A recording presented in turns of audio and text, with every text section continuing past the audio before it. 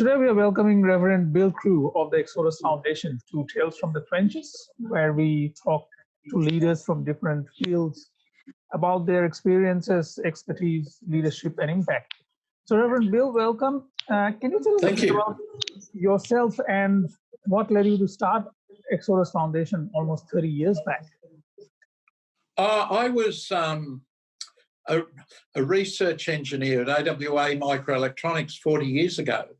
And I'd gone through university and done that. And I didn't think I was the world's best engineer, but I was pretty good. I was okay. I was doing research. Mm-hmm. And I happened one day through a whole series of events to end up at the Wayside Chapel in King's Cross in about 1970.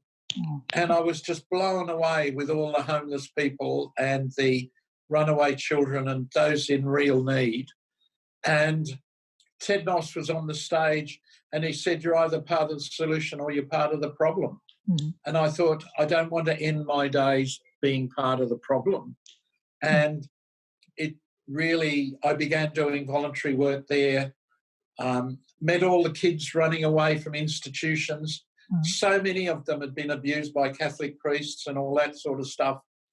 I tried and tried. A lot of them I took to the Royal Commission, who, years later when they grew up. Yeah. And I just had this experience which said that this was the work I should do. So I had to leave AWA, and they got really annoyed because they'd paid me to go through university. They gave me the basic wage while I was at university, And I had to say, sorry, I've got to leave and go and work in King's Cross with the homeless people.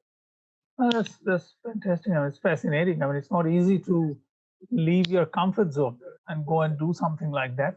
I think many people struggle with what's comfortable, Reverend Bill. And I found, so that must have been a big leap of faith for you to do that. Oh, it was huge. My parents freaked out. Yeah. They thought I was throwing my life away. AWA got annoyed, but like I'd had this experience and I knew I had to keep true to it. So I just did it. And my life has been so much better, so much better. I think the comfort zone is deadening. Yes, it is. It is. But I think only a few are able to break out of that, Reverend Bill. So kudos to you for taking that step. So you have been looking after the homeless for 30 years, Reverend Bill, through recession, GFC. It's about 50 now. 50 years, yeah. So in that time, what has changed, or has things changed? What do you think? Like, are we making things better collectively for the homeless, or things are static? Only the faces change. 30 years ago, we did a health profile of the homeless people who eat with us. Yeah. And we did it again 2 years ago. And over those 28 years, the health profiles were exactly the same. Exactly the same. They still have 3 major illnesses, blood pressure, all of those sorts of problems. Nothing had changed in 30 years, except the numbers. Which have increased, probably. Yes. Yes. So there's, that's often frustrating to me. We talk so much about technology, improving the human condition, and so many things which are supposed to make the world a better place. But at the sort of core face of it, things are not getting better in no way, shape, or form. And I come from a background, Reverend Bill, where in India there are probably 300 million homeless. So I sort of find it astounding that in a country of 23 million, when we are so prosperous that we have so many homeless and so many that need help from that viewpoint. So thank you for sharing your insights. That, it's stark, isn't it? That in 50 years you have been in doing this and helping, and things haven't got collectively better overall. So I saw your Compass program that you did with ABC around Yes. Bill versus coronavirus, which was fantastic. I must say, it was such a great insight into what you do and what what Exodus Foundation does. So, how are things at the moment, Reverend Bill, around like how the foundation and your restaurant, the Loaves and Fish Um, restaurant, doing? I think the face of poverty is changing. Mm-hmm. I think the big worry I've got in the future is that the poor will be kind of separated into the deserving poor and the undeserving poor. And the deserving poor will be, pardon me, the people who have lost everything during this pandemic, and the undeserving poor are the poor who were there before it. And the voices of those who have lost everything will drown out the voices of the people who were poor before all this happened. That's my fear. Insight. That's such a great insight. I must admit, I've never thought of it that way. But that's so true that there's so much focus on job losses and people who were well-to-do or had a job, etc., could look after themselves and are homeless. And as you say, that how that is looked in the paradigm of those are long-term homeless and may not have that same not profile but focus on them. Yes.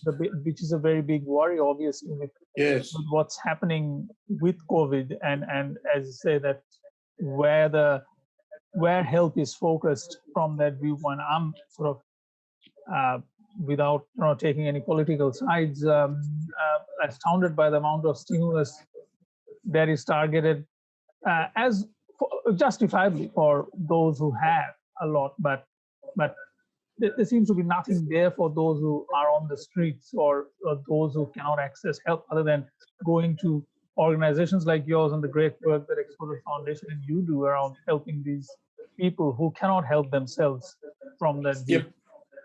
Yep, I think the state government is putting some money into homeless now, but it works out just a few $1,000s per person in a way. That my feeling is that 1 in 6 new units should be cheap, affordable public housing.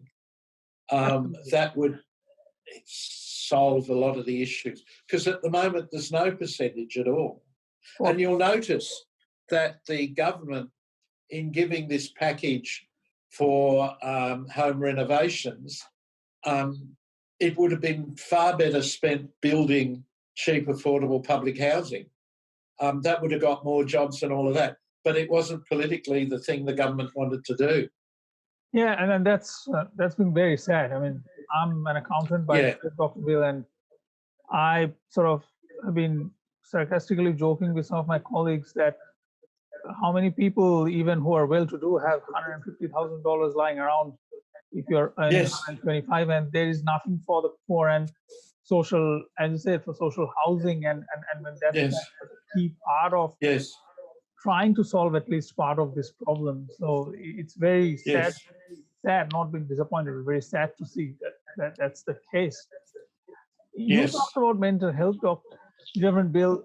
There is obviously, we've seen a ton of things about what's the mental health of people who are working from home, but how bad are things for those on the street who already have, as you said, a mental health problem, and now well, most of them have an illness, and it's most of it is uncontrolled, and the reason they get into drugs and alcohol and prison and all of that is because it's the only way it's managed, and it's a expensive way to manage it. That's what I don't understand. There was an article a while ago in a paper a few years ago in a paper in New York, where 3 homeless men in New York cost the New York state $1 million a year, because they were in and out of hospital, in and out of this, in and out of that, around and around and around and around. And nobody had sat down and worked out a plan for these people. And so much of what we could do, if we got into preventive health, Yeah. We would save so much money. But when I presented that to the government, and this was a Labor government years ago, they said, but we've got to spend the money anyway, so might as well spend it as we are.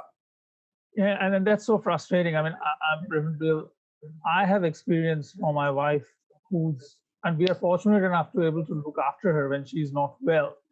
And it's so hard, even when you have the things, to go and access help through the mental health system. Yes. So I'm just blown away. Like, if you're on the street, you don't have anyone to, even if you're prescribed medication, take the medication, or if you have a drug habit because you're on the street, and it is like, and once again, mental health is an area where, as you know, a lot of money has been poured, but it's not for those who are on the street. It seems if you're on the street, it just seems too bad. You have what you have. The police, the jails soak them up, and they're not trained to do any of this, Absolutely. Years ago, there was a report which emptied the psych hospitals.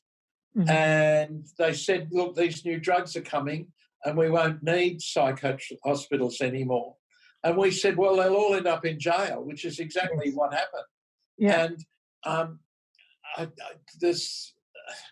it's just a sad situation. If you're born into the wrong situation and you've got a mental illness, it's hopeless. Yeah, it is hopeless. It's hopeless. Because the entire framework also around what you said about community care only works if you have a family and if you have support to look after you, take you to the doctor, and all those things. That I know once again, from my personal experience, I go to every appointment with my wife to the psychiatrist to tell how she is. Now, that support is not available for most people besides those on the streets. And how do we expect them to get better, or all this money being spent on mental health? It's once again, I mean, your insights in that are, I think, very confronting, but that's something that no one seems to have an appetite at a government level, state or federal, to deal with. Doesn't matter what side of politics we are talking about. I have found all governments deal with it's just hopeless. The Labor Party will go on and on saying we built all these houses for homeless people, but what they did was they built houses with the homeless people at the bottom of the order.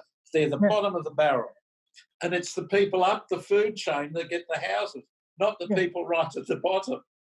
Absolutely. If you don't have a job, if you're on the streets, you don't get a house. If you are sort of well enough to go and qualify for one of those houses, you might have some chance, but it's very sort of, it's not good at all. And also during COVID-19, Reverend Bill, in terms of the services that you deliver to the Exodus Foundation, what sort of pressure has it put on you in terms of, the whole social distancing thing and having meals in small packets and telehealth? It must be a massive pressure on your organization to sort of deliver. Oh, yes. It's costing us an extra $500,000 every 6 months. So it's costing us an extra $1 million a year just to keep the place sterilised all the time, keeping everybody socially distanced.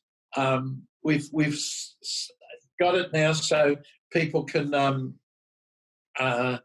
do takeaway meals, all of that sort of stuff. We're actually moving into bamboo containers now rather than plastic, and hopefully sugarcane containers in the end, so that we're in not a pressure on the environment too. But it's been enormous, and there have been lots of other organisations folding up, and we've had to take on some of the people that have been in those. So it just exploded for us everywhere. Yeah, but we got through the change. Isn't it? And Social Ventures Australia released a report we had to last week. We actually had to change overnight. I saw in that Compass episode that how much of a drastic change it involved for your operation.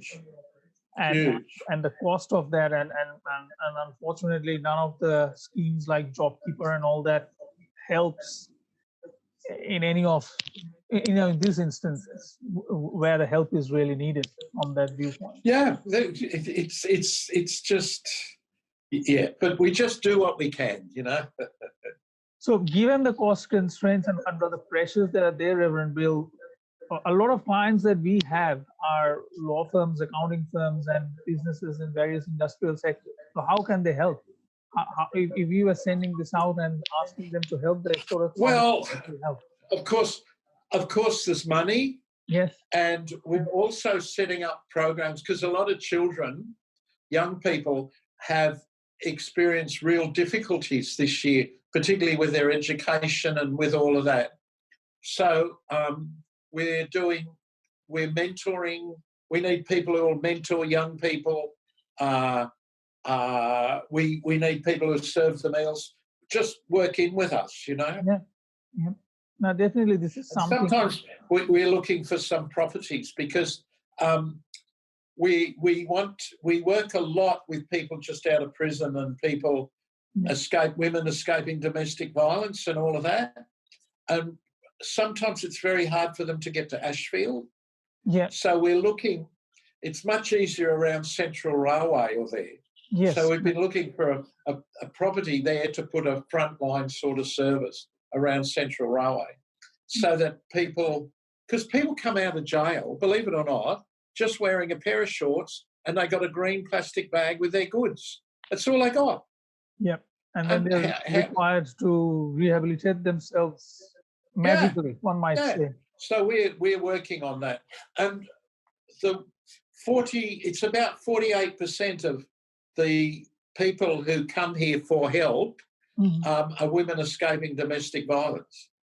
Oh, that's just astounding, and I'm God forbid you would have seen an increase in those numbers with lockdown and what's happening from that viewpoint. And look, I think where the need is very clearly quantified, and we will obviously be promoting this amongst our client group and vigorously asking them to sort of help Reverend Bill, because it is it's, and I think a lot of the time many organizations want to help Reverend Bill, but they don't know how to or see an opportunity. So we are really hoping that we can teach them.